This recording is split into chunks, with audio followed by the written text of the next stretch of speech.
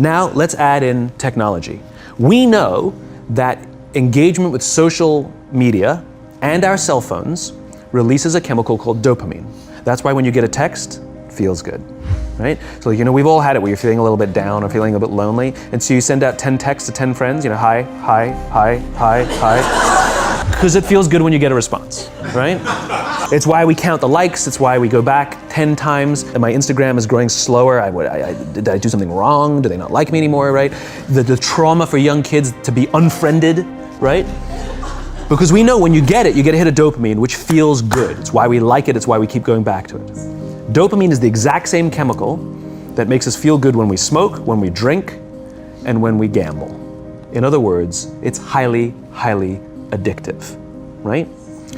We have age restrictions on smoking, gambling, and alcohol, and we have no age restrictions on social media and cell phones, which is the equivalent of opening up the liquor cabinet and saying to our teenagers, hey, by the way, this adolescence thing, if it gets you down. But that's basically what's happening. And you have an entire generation that has access to an addictive, numbing. Almost every alcoholic discovered alcohol when they were teenagers. When we're very, very young, the only approval we need is the approval of our parents. And as we go through adolescence, we make this transition where we now need the approval of our peers.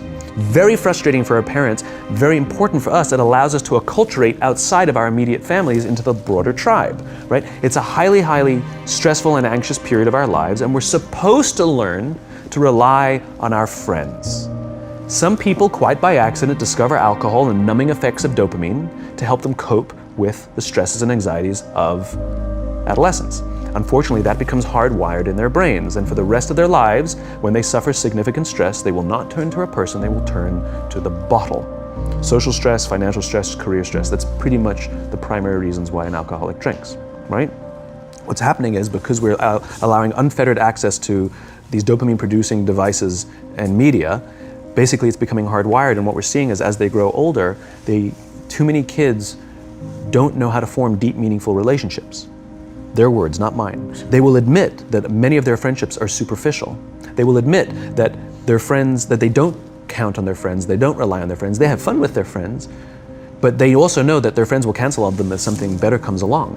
Deep, meaningful relationships are not there because they never practice the skill set, and worse, they don't have the coping mechanisms to deal with stress. So when significant stress starts to show up in their lives, they're not turning to a person, they're turning to a device, they're turning to social media, they're turning to these things which offer temporary relief. We know, the science is clear, we know that people who spend more time on Facebook suffer higher rates of depression than people who spend less time on Facebook, right?